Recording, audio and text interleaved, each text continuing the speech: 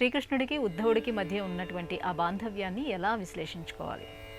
శ్రీకృష్ణుడు, ఉద్ధవుడు ఈ రెండు పాత్రలు మనకు అద్భుతమైన సత్యాన్ని, భగవత్ తత్వాన్ని, భక్తుడి యొక్క లక్షణాన్ని వివరిస్తాయి. ఎందుకంటే ఉద్ధవుడు కృష్ణుడికి బంధువు, మిత్రుడు, సఖుడు, భక్తుడు. వసుదేవుని తమ్ముడైన దేవభాగుడి కుమారుడు ఉద్ధవుడు. అలా బాబాయ్ కొడుకు ఉద్ధవుడు. కానీ చిన్నతనం నుంచి కృష్ణుడు భోజనం చేస్తేనే చేసేవాడు, కృష్ణుడిలాగా ఉండేవాడు, కృష్ణుడితో కలిసి తిరుగుతూ ఉండేవాడు. కృష్ణ తత్వాన్ని గోపికలకు వివరించే ప్రయత్నం చేస్తూ వారిలో కృష్ణ భక్తి చూసి మురిసిపోయాడు.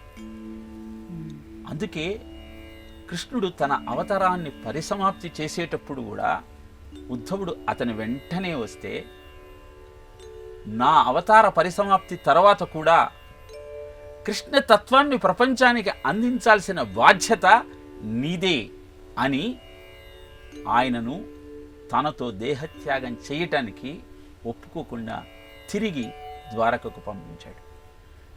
ధర్మరక్షణార్థ కోసం అవతరించినటువంటి అవతార పురుషుడివి నువ్వు.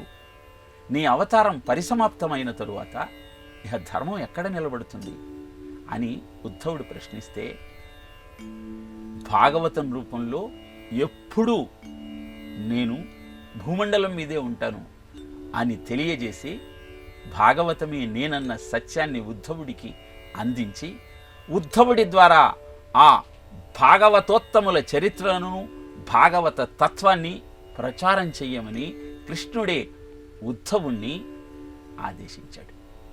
అలా ఉద్ధవుడు విదురుడితో కృష్ణతత్వాన్ని అంతా చర్చించిన తరువాత, ఇంకా వివరాలు కావాలి అంటే మైత్రేయుడి దగ్గరికి వెళ్ళమంటూ తృతీయ స్కంధంలో తెలియజేస్తాడు. ఇలా ఉద్ధవుడు విడదీయలేని అనుబంధంతో కృష్ణుడితో సంచరించి, ఆయనను ఆరాధించి, కృష్ణతత్వాన్ని అవగతం చేసుకుంటూ జీవితాన్ని ధన్యం చేసుకున్న మహాభక్తుడు, బంధువు కూడా.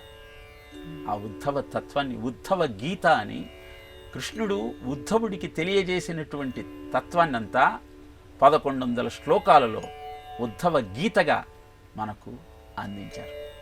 కనుక ఉద్ధవుడిని, ఉద్ధవ తత్వాన్ని, కృష్ణుడి ఉద్ధవుడి బాంధవ్యాన్ని జ్ఞాపకం చేసుకుంటూ జీవితాన్ని ధన్యం చేసుకునే ప్రయత్నం చేద్దాం.